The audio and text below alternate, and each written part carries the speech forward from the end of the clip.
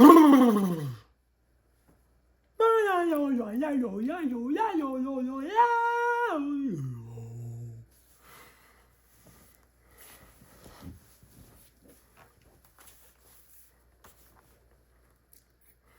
right, so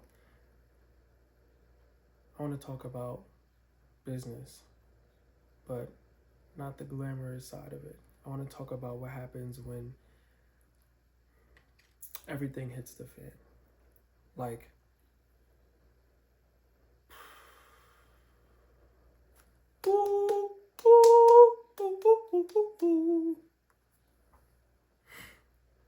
this is not motivation, it's not inspiration, it's just facts. I was blessed to be a part of a team that was able to purchase a rental property right where I went to school. So that house that we purchased became our student housing property. Makes sense. I actually used to live there, and I was blessed to stay there as now property manager and owner after I graduated college, because that transaction happened while I was still in school. So my whole senior year of college, I was in a unique situation because I went from having my homies be my roommates to still have my homies, but now I was collecting their rent checks, and it wasn't good or bad, and that's not the point of this video, but I continued to live at that house after I graduated, stacked chips to be able to invest in another property that became available just a couple months, 8 months, 10 months after graduating. And it was such a blessing because it was ugly and it needed a lot of work. And work is what it took to get it to where it is now. But again, not the point of the video.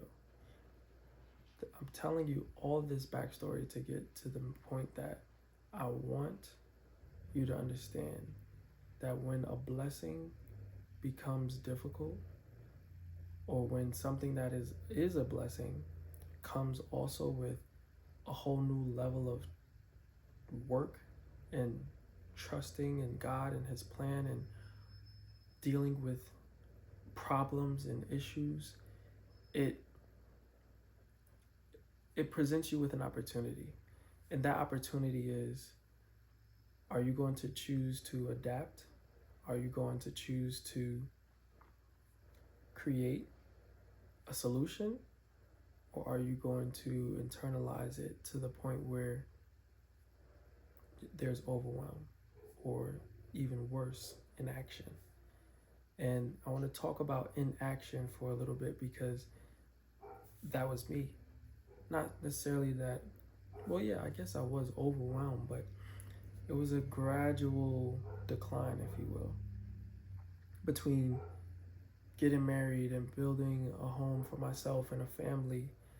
There was still work that needed to be tended to at our property. And the property went from having full tenants the first year around to having 4, to having 3, people moving out early, not because of anything with the house, but just because of the way things went for them specifically.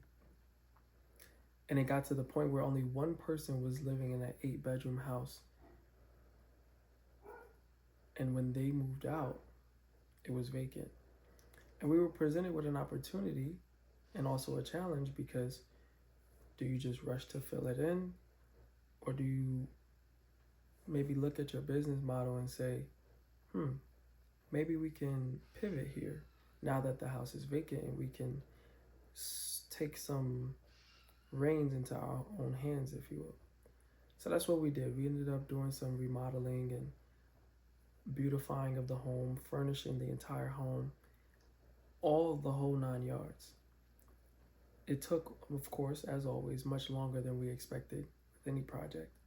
But we also had shifts and pivots in vision. And that's another sub point of this video is there's a verse that says, for where there is lack of vision, my people suffer.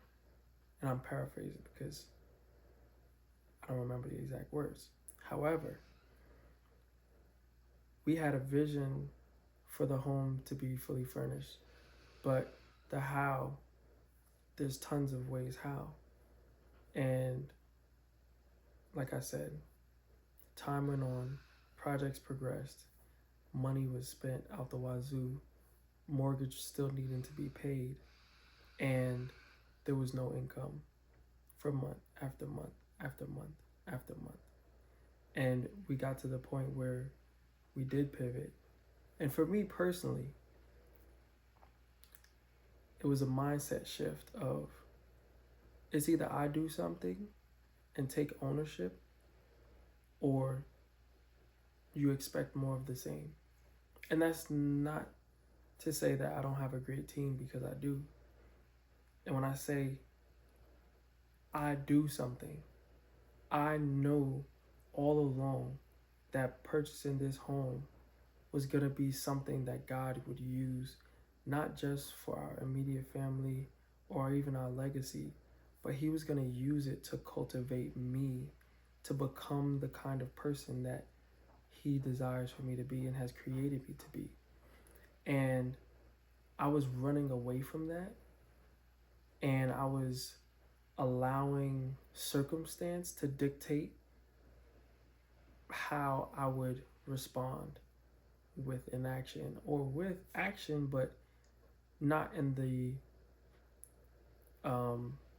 way that was necessary for achieving the desired result, aka getting us closer to the vision.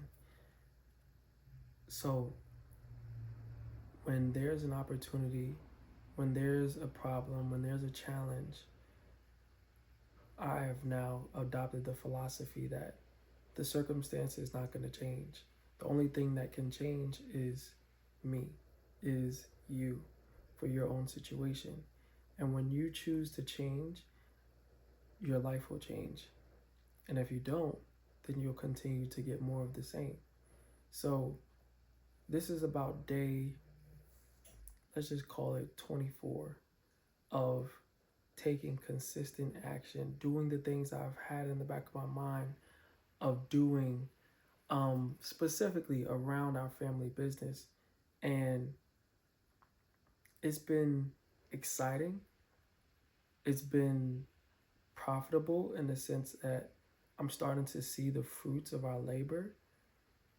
And at the same time, I'm seeing the potential for any business, side hustle, whatever, to become another job, because it is work.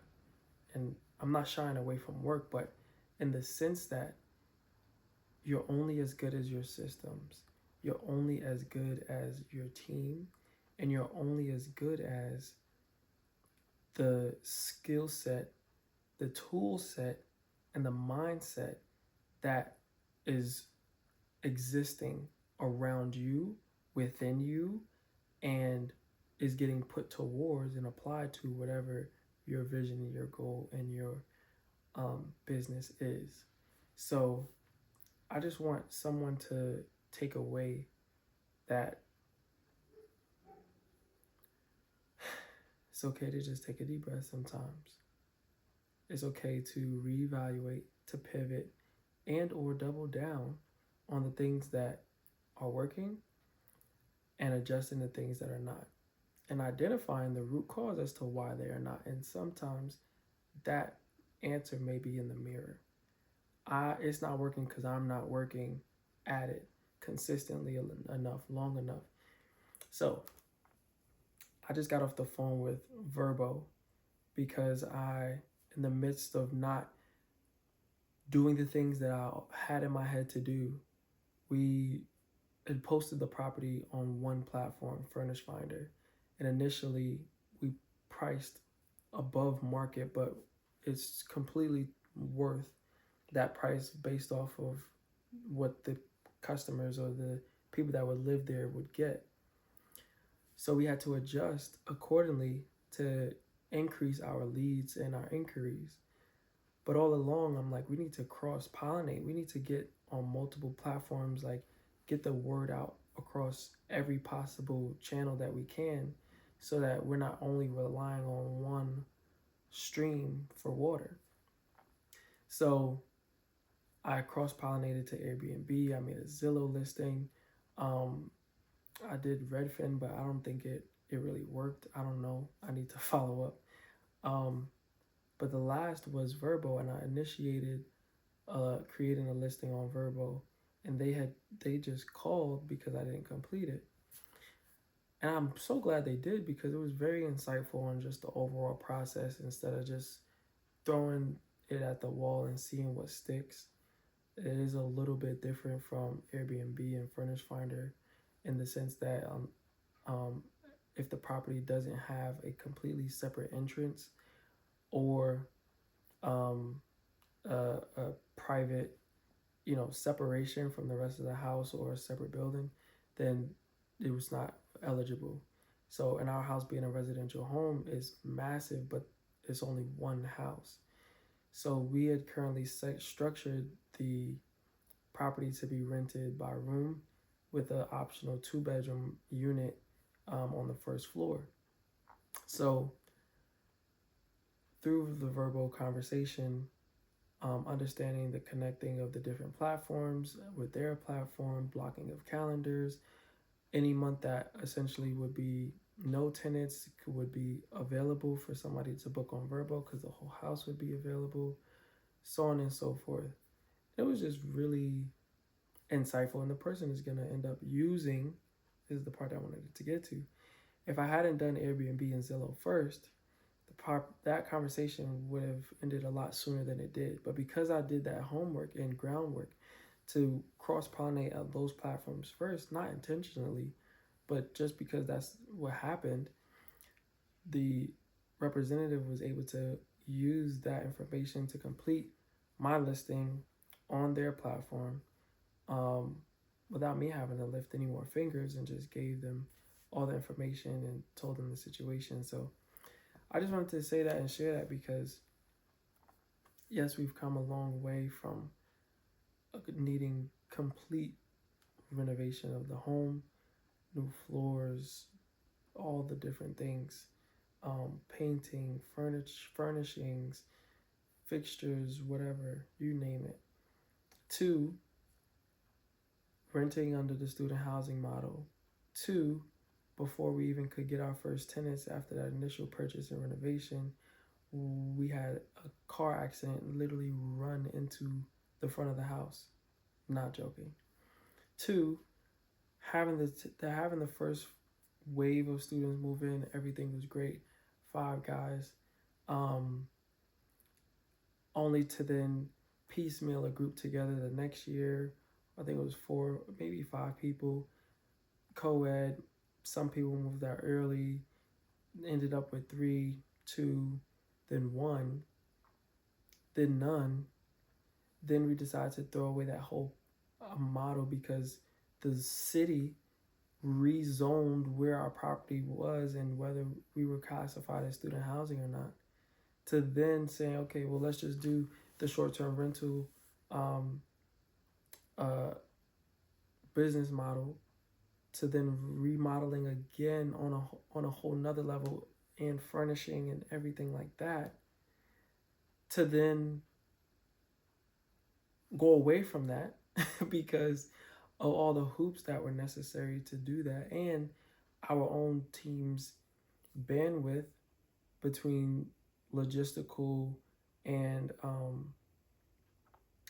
proximity to the property to handle it, to then go to the midterm rental, Furnish Finder, Airbnb, Verbo type of model. It's just where we are now.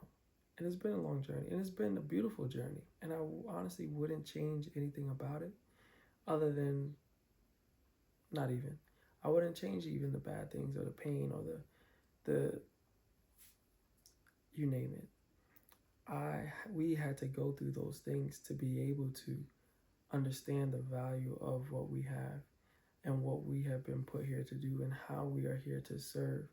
Because by having something worth selling and providing to someone else and not selling it, you are doing a disservice to the world, to yourself and to others. So I hope that encourages somebody to change their perspective on their own situation. And it doesn't have to be with the scenario that I'm describing, but it applies to any aspect of our lives when things aren't going the way that we foresaw or are worse off because of things that we maybe have even done. What are we going to do now? How can I change to make this better because of the vision that I have for this thing to be X, Y, or Z? So I hope this blessed you. I know it's a bit of a long story, but I will see you in the next video. Peace.